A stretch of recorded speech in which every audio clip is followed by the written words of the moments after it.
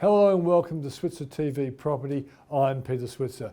This is a program that is on every Tuesday night, and we talk to the experts to try and make you better at buying property and buying good property at the right price. On tonight's show, we're going to look at where are the properties the best value around the country. We test the proposition that house prices are actually on the way up and have stopped falling. We'll ask the experts about interest rates. Will we see lower interest rates going forward? And is the economy going to help or hinder you as a buyer or a seller of property? And the experts we are talking to are Dr. Shane Oliver of AMP Capital, one of the best economists in the country, and the founder of SQM Research, Louis Christopher, who is a continual 24/7 monitorer of house prices and where are the best places to buy.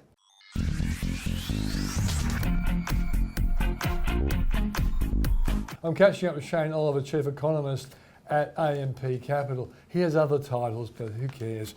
Shane, good to see you, mate. Good to see you, Peter. Okay, now look, let's talk about the economy first, but then how it might affect house prices, housing recovery, all that sort of stuff. So is our economy on the way up after that pretty disastrous number last week? I'm pretty hopeful we've seen the low point. And believe it or not, the low point was probably in the second half of last year when GDP growth was actually below 0.5%. The last two quarters have been around 0.5%, so if you annualise that, about 2%. Yeah. The real problem was in the second half of last year. So we have edged up a little bit, but nevertheless the composition of growth is still poor. Reliance on public spending and exports. And you don't just want to rely on a couple of things, you want to rely on lots of things. Yeah. I think that we'll probably see a little bit of a pickup from here. There's several reasons for that.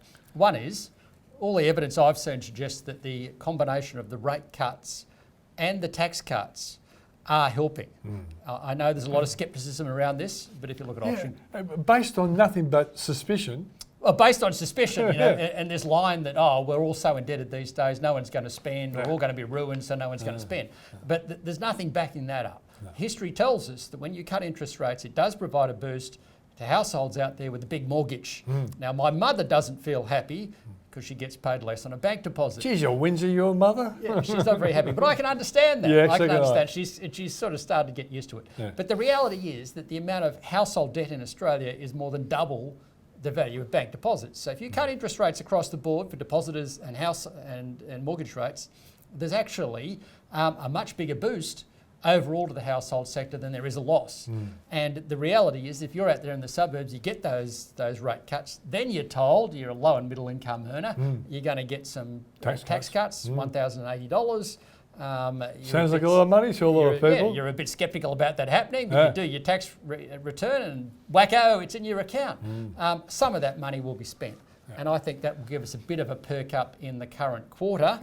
And then as we go through the course of the year, I'm hopeful anyway that with house prices no longer falling, that helps consumer spending to some degree, and then eventually you start to see some momentum in the economy. It's going to be a slow slog. It's going to be slow. It's a description of a snowball gradually getting bigger, but it's not on a very steep hill because it's not going to get bigger faster. That's right. In the past, you could argue, well, maybe Australians were happy to take on more debt. Yeah. And that would help the snowball pick up pace as it goes along. But this time around, I don't think they're going to want to put on the same amount of debt as they have in the past. That's going to be a constraint on things. So new borrowers might come into the market proportionally more than upgraders who are raising their debt from, say, $500,000 to $800,000 or something.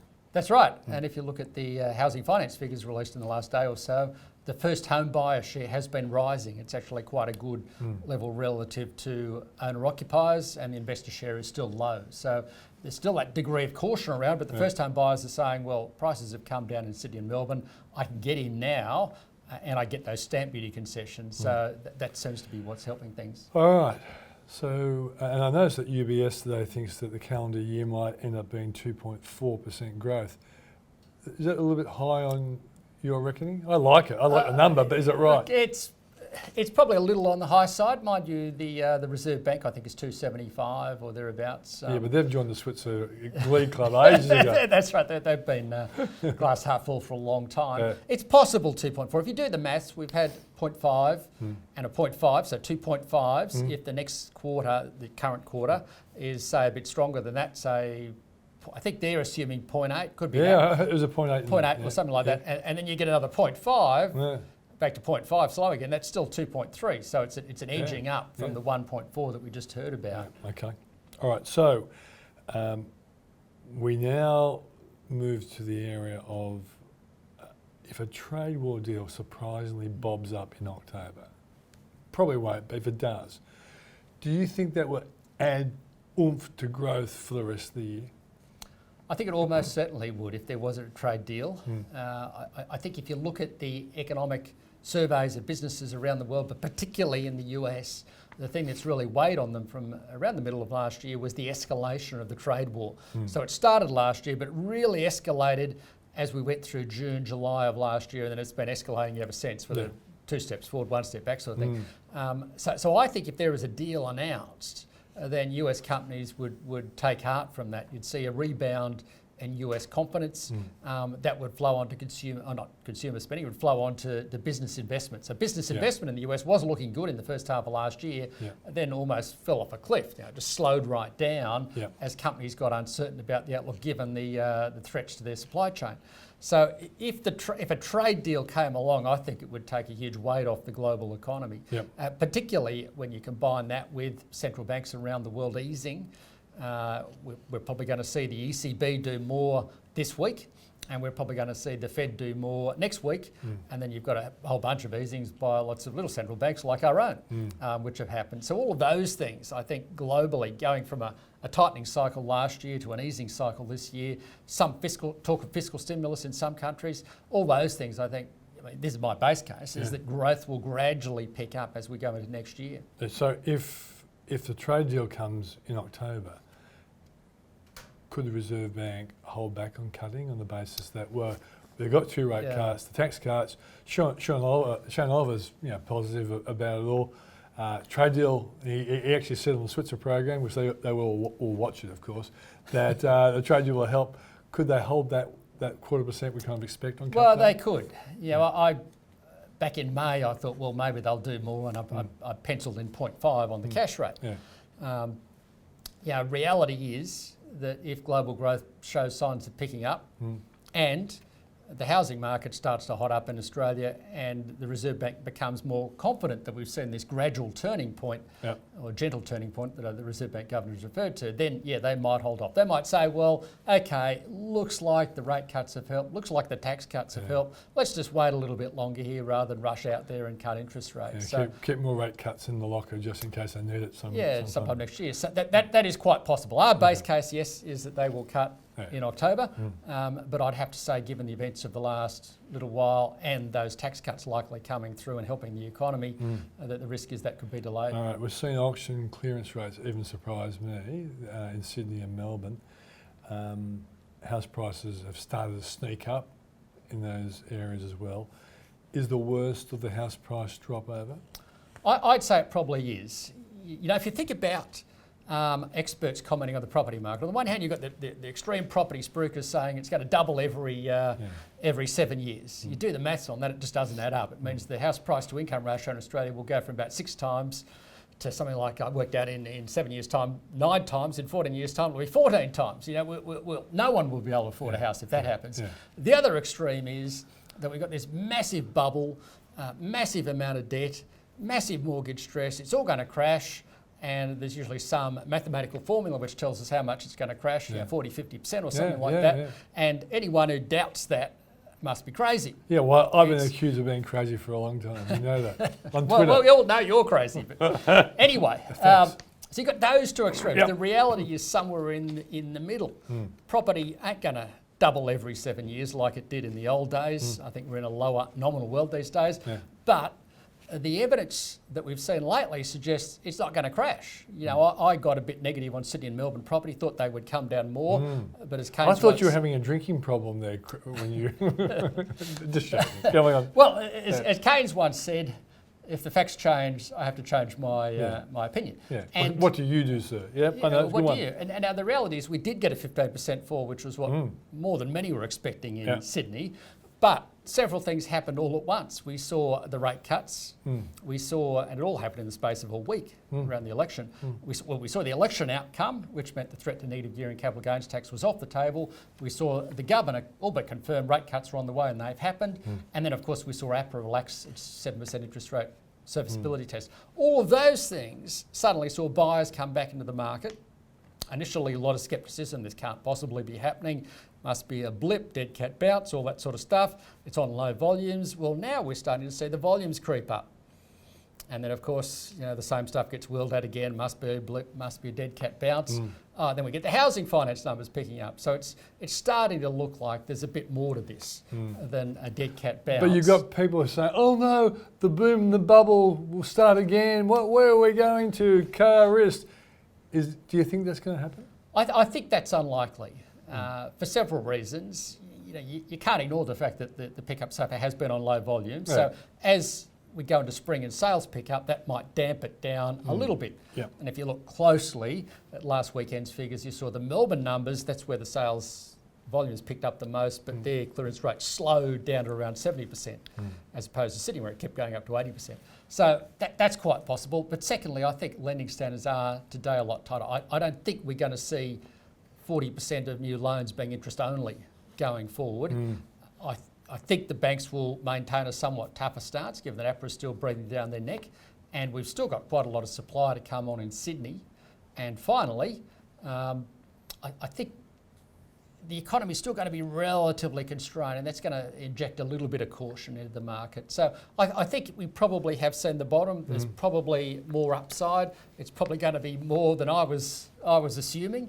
Could be 5, could be 10% over a couple of years or so. Yeah. 5% over the next 12 months, over a couple of years could be up to 10%. Yeah. But I don't think we're going back off to the boom again. Yeah.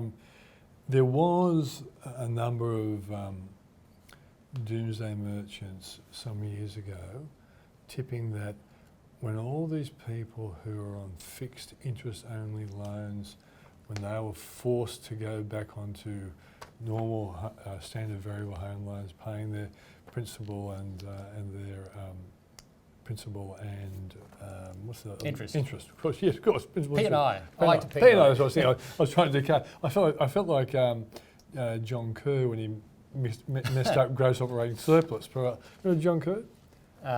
He was John Kerr used to drive a Magnum. John Kerr was the Governor General. I hope we can cut this out, but we won't because it's funny that I made a mistake.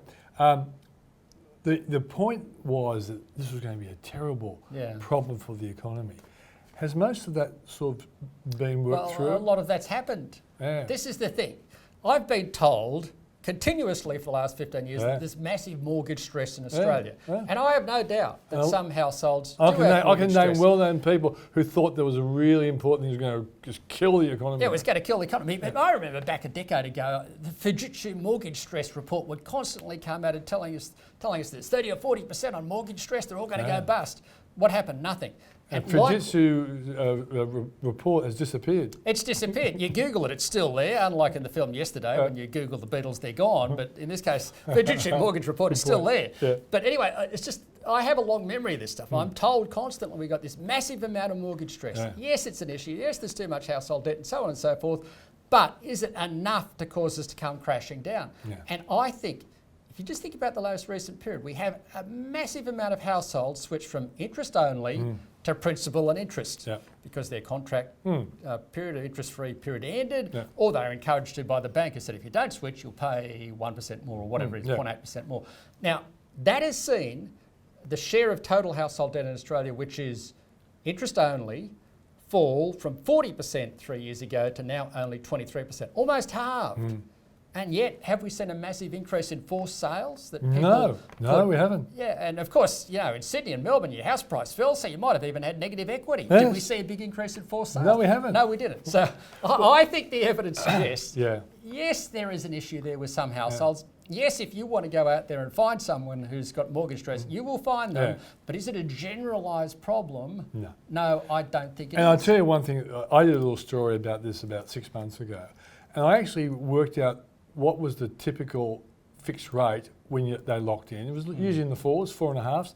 But you could then refinance at 3.5 or 3.25. So the actual payment wasn't that much bigger. So you go and cut your risk. That's true. And they never ever, none of the people who actually ever looked at what they were going to be forced to go on to. Yeah. And it was at a time when the rates were coming down. So okay, there are a lot of. I reckon the doomsday merchants are greater exaggerators than the positive people out there. It would seem that way. And it would seem particularly. You and I both use Twitter. I think you've lost a little bit of interest in that one lately. But I've just stopped. I tell them one thing, but I don't respond because they don't want to. They never ever want to change their mind, and there's actually a psychological reason for it. I wrote about it on Weekend Switzer. A positive person, surveys have shown, socio-psycho surveys have shown that a person who's largely positive can cope with a negative realisation. But the person who's committed always to be negative, you give them a positive realisation, they really find it hard to let go of their negative. So I feel sorry for them, so I'm just not going to fight with them anymore. I'll just tell them what I think and they can have their little so-and-so. It was interesting that you read and didn't support me. Thanks very much for that. All right. Well, the problem with getting into those debates, as you say, is that people aren't going to change their mind. I know. They hate you for it. So I will try and put facts in there, but sometimes I find myself just going in circles. Yeah, I know. And then it can become a bit frustrating. But one of the things I reckon as an investor, and Don Stammer used to say this. The great Don Stammer, No, that as an investor, you have to have a sense of optimism. Because if you spend your whole life worrying about the 2 or 3 years out of 10 or whatever it is, the share market will have a negative year or the property market might go down, then you'll miss on the 7 or 8 years out of 10 when things go up. And occasionally you will get it wrong, but if your psychology is constantly negative, you'll be wrong 70-80% of the time. If you're constantly positive, well, at least you'll only be wrong 20 or 30% of the time. If you're negative, you're permanently cranky. Now, the one last thing, and this could actually help my doomsday buddies be right. Could a worldwide recession reintroduce significant house price drops? Look, there's no doubt about that. If I think about the risk to Australia, obviously housing is the big one to keep an eye on. The little period we've been through recently tell us, well, we're not going to have a property crash unless you get much higher interest rates or a recession causing much higher unemployment. But my view is that we're not going to have a recession in Australia. There's lots of reasons for that. The RBA cuts, tax cuts, infrastructure spending is booming. And so, I could run you off a big list here. That the big risk is, well, the world economy falls over. Then that would be a problem for us. Is that going to happen? I'd say no. I don't see enough evidence suggesting the world economy is going to go into recession. Look at the US, it's the big one out here. You haven't had the normal boom that precedes a bust in the US. You haven't had the Fed slam on the interest rates, slam on the interest rate break. We don't have an excessive wages problem. We haven't had a massive growth in private debt in the US that normally precedes a recession. So yes, the risks are there. Everyone's talking about an inverted yield curve and so on. But I think, that you've got to keep an eye on those risks, but the odds are that's probably not going to happen. Okay. Thanks very much for joining us, Shane. My pleasure, Peter. Great to be here. That was Shane Oliver, Chief Economist at AMP Capital.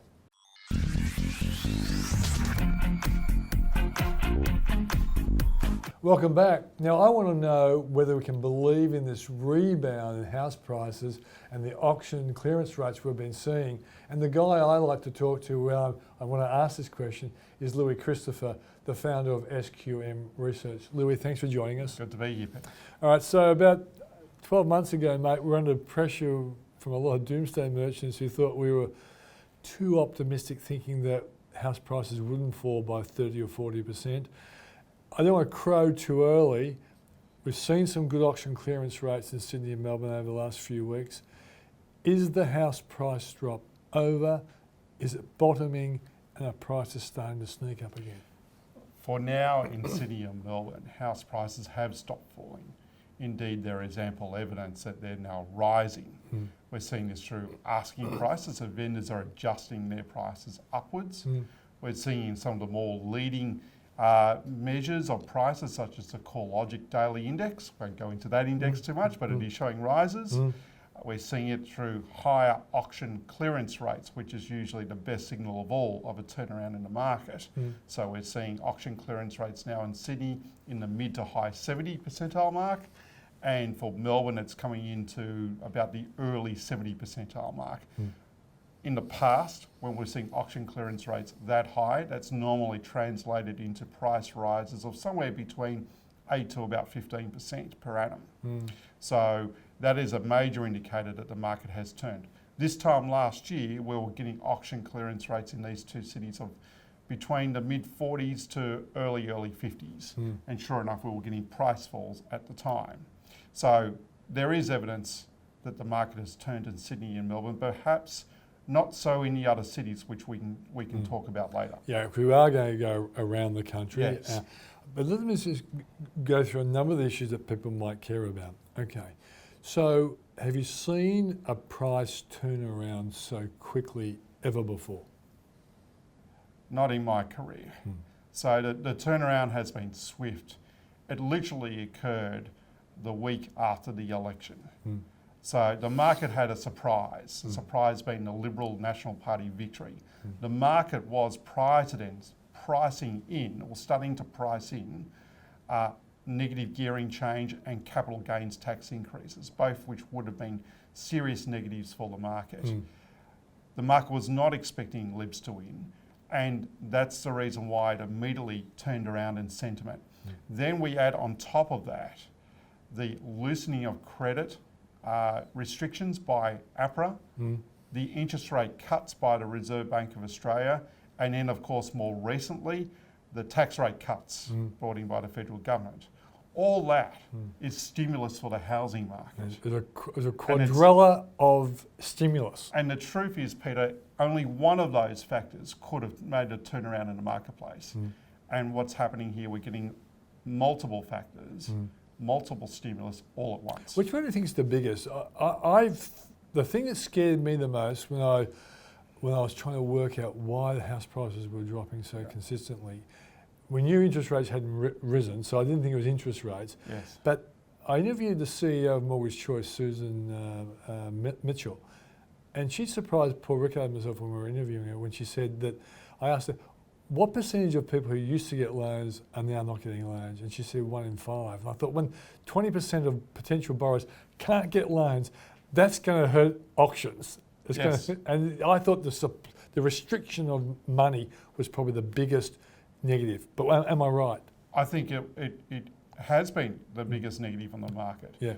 We can pinpoint what was the actual trigger to the downturn to begin with. Yeah. And that was the restrictions on interest-only lending, which was brought in mid-2017. Yeah.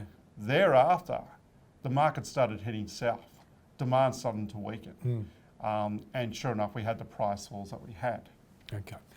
The next question a lot of people would be wondering about, are we in danger of kicking off another house price boom, or are there other factors that you think that will keep the lid on prices running away like they did in 15, 16, I think you even tipped that 17 for a while would be a strong, I think in the middle of 17, and it all tipped over. It was strong to begin with. And then the APRA restrictions started to bite. Yeah. And the market turned. Are we at risk of a new boom in Sydney and Melbourne? I think we are. The thing is, these markets, while they've had the correction that they've had, Sydney is corrected by some 15% from peak to trough, Melbourne by some 9% on our numbers.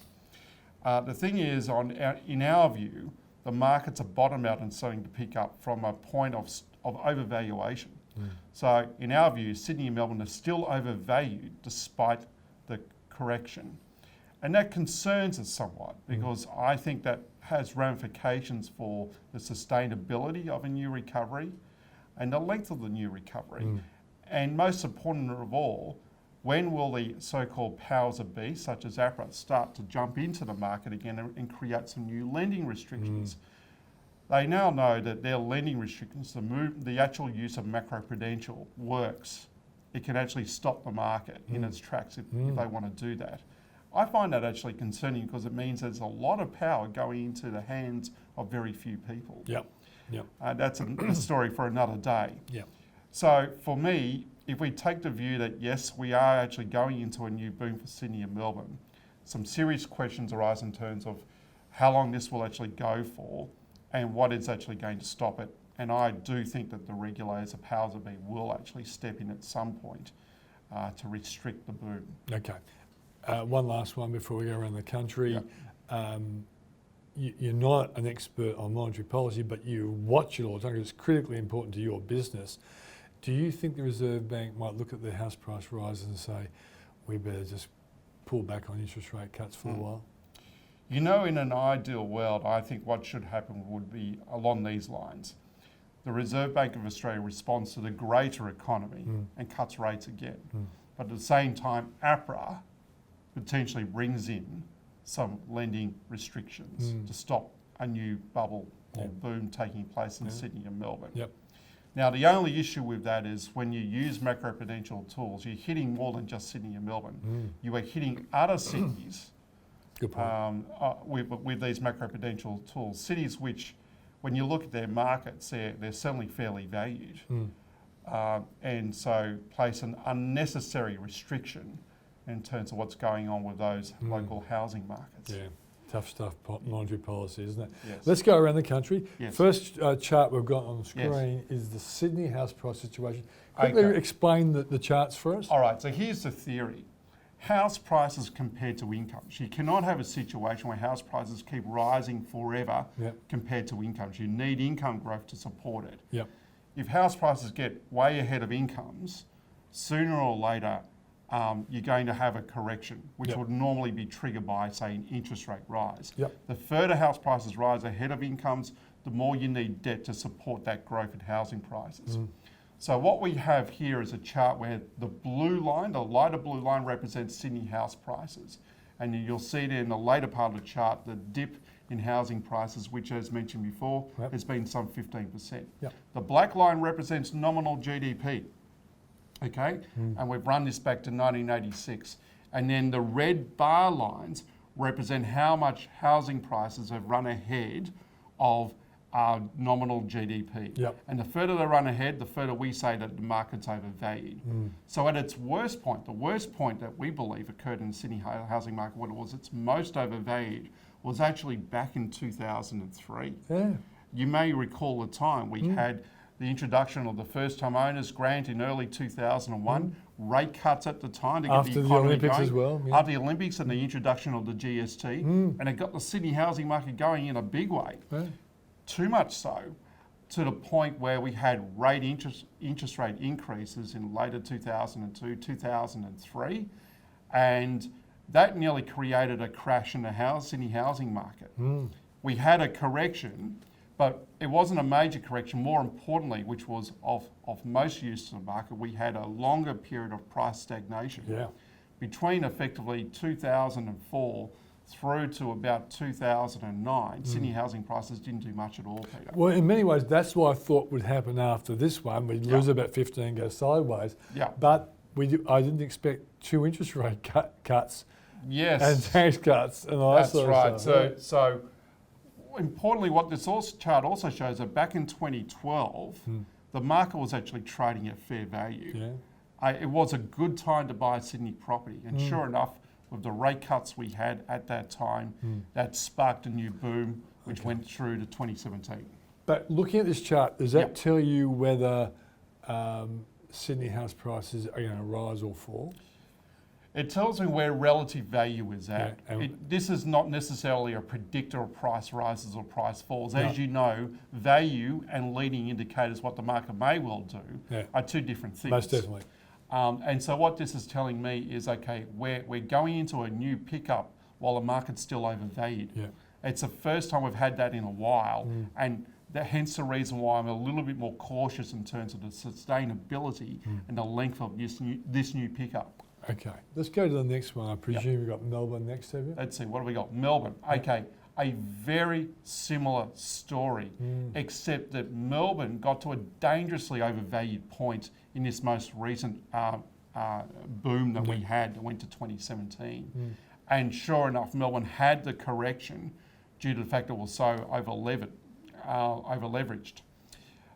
The problem, of course, we've had is that, yes, Melbourne is also bottoming out and now starting to pick up but from a much overvalued point, even more overvalued than Sydney. So in my view, when we see these new lending restrictions, if APRA does act on the market, Melbourne will likely have yet another correction. Okay. One interesting force, I presume, that could help corrections in both Sydney and Melbourne would be supply. Yes. What is like the supply of apartments, for example, coming on in both Sydney and Melbourne? Because there was a fear that there would be oversupply, but the oversupply could actually help stabilise this market if there's excessive demand. It could. In answering your question, Sydney has gone into an oversupply of properties, new properties, which it's going to take some time to basically be absorbed. So, for example, we can pick this up through the rental market, where Sydney's now recording a rental vacancy rate of above 3%. It's actually nearly 4% now. Which is high. It's quite high. And it's happened as a result of a major opening of new house and land packages in Sydney's northwest. You may recall back in 2013, the state government said, we've got a housing shortage, we've got a housing crisis, we need to open up a lot more land. And so they did all these subdivisions out in Sydney's northwest in the Hills District, Box Hill and so forth. That created an oversupply because it was all released too quickly. And that's basically created a ripple effect of rental oversupply across Sydney. It'll take some time for that stock to absorb. It will be absorbed, but not in any time. So that could actually contain a bit of the price enthusiasm in that area at least. In that area, but the rental market and the for sale market are two different markets, and you can have an oversupply of rental property, but still prices boom. Okay, let's go to Adelaide now. Okay, so Adelaide is a case here where the market's actually showing some fair valuation. So Adelaide over the last few years hasn't really done that much at all in terms of housing prices. It didn't participate in the boom that Sydney and Melbourne had between 2012 to 2017. There were some moderate increases in prices, but no more than the rate of And I believe some GDP. suburbs have done really well in Adelaide, but Some, as an overall market, not really. more prestige suburbs have done okay, but the overall Adelaide market hasn't done that much at all. And that has meant that we're seeing some fairly good value in a number of areas in Adelaide, and that overall the market's trading at fair value. Certainly the place to go if you're desperate to own a home and you can't afford it in Sydney and Melbourne. That's true, but the question is, Peter, can you get a job? Sometimes there's reasons why markets trade at fair value or below fair value. Okay, Brisbane. Now we've been waiting for this to come good for quite some time now. Are there any positive signs? Well, like Adelaide, Brisbane has been returning to fair value. Brisbane had a mega boom between effectively 2004 through to 2008, where prices were massively overvalued. You can see that through the bar charts. And you can see really since 2008, there's been a wind down. There's been a return slowly but surely back to fair value. Certainly from 2016 to now, prices have basically had a correction as a result of the APRA changes. So the Brisbane housing market's definitely sensitive to interest rate changes as well as any restrictions on credit. And so prices have come back once again. And so we're at the point now where Brisbane's showing the best value, in our opinion, since 2000. So over the next 5 years, will it surprise you if a bit of a boom happened in Brisbane, given that chart? I wouldn't be surprised, but I still am somewhat cautious. It needs more economic impetus, does it? That's true. And the Brisbane housing market historically has been a market where the developers can really respond rather quickly to any new boom. So you tend to see that more often than not. But putting that aside, just looking at the data, Brisbane is actually offering relatively good value at this point. And does Southeast Queensland generally have a similar kind of position as Brisbane, or is the Gold Coast very different from Brisbane? Oh, they are markets which can be in sync, so they're reasonably correlated markets. However, the Brisbane and Sunshine Coast markets can go to extremes. So when the market's going south, the Gold Coast and Sunshine Coast can really go south. And when the Yeah. markets are going north, Yeah. they can seriously go Yeah. north. They're like high-end suburbs They- in Sydney and It's Melbourne. like, or, you know, a stock with a beta of over 1. Yeah. Yep. Well, I remember in the GFC, Palm Beach in Sydney, Yeah. it really had a big fall, but from very high levels. Yeah, Very correct. high levels. Okay, let's go to the... And then Perth, yeah, the most interesting market of all in yeah, my 'cause we've opinion. been waiting for a big comeback for Perth for a long time. For a Are we long seeing time. any signs of it now? No, Wow. is the answer. Gee. So we're not really forecasting a rise at this point in time. All the leading indicators are still suggesting that it's a buyer's market, so there's still a lot of stock in the marketplace. The one good thing though for property owners who are in Perth right now is that the rental market's recovering. All right. So that's a good sign. That's a sign. Because back in 2012, it was a rental market that led the overall market into a downturn. Yeah. So a good sign, but the market's going to need more time before we see housing prices rise. In the meantime, what this chart is showing us that basically the value opportunity is massive here. Perth is now offering deep value. It really is. That all said though, it's offering deep value for a reason. Okay, you tell me what's going to happen with the trade war. Because if it gets nasty, I would imagine Perth would be negatively affected by that in Yeah, particular. I would have thought so too. But if we get some resolution, Yeah, iron ore could be prices. very good. Yeah, we're all good. Okay, one final question. Yep. You know, looking around the country and looking at the main demographic trends, we know a lot of young people who a lot of people worry about they can't get into homes. They all want to live in the areas that are close to CBD or close to beaches, but CBD is really important to this younger cohort. yes. In many ways, are these younger people really going to be stuck with renting unless they decide to move out to northwest areas in Sydney if they want to own? Well, it depends what they want to own. Yeah. If they want to own a freestanding house Yeah. within 10 minutes drive to the CBD, Yeah, that's tough because everyone wants that, right? But- They're competing with older generations Yeah. for that. But two-bedroom apartments in that area Yeah. are over $600,000. They're getting close to $1 million, people tell me. That seems out of the reach of a lot of young That's people. true. And look, as we've just covered off, Sydney and Melbourne are still overvalued. Yeah. So I'm not going to entirely disagree with that point, Yeah. other than to say that, okay, there's valid points on both sides. As a young couple starting out looking to have a family, personally, I wouldn't actually buy a unit. I'd always be inclined to buy a house, but that's just me. I do think it may well be a choice for a period of time to take advantage of the weakened rental market, particularly if you're a Sydney-sider. Yeah. Rent for a while, because as mentioned before, I'm not so sure about the sustainability or the length of this new pickup in Sydney. So my view is it may well last a year, and then I think the regulators are going to step in and we may well have another correction after that. Okay. Louis Christopher, thanks for joining us. Thank you. That's Louis Christopher, who's the founder of SQM Research.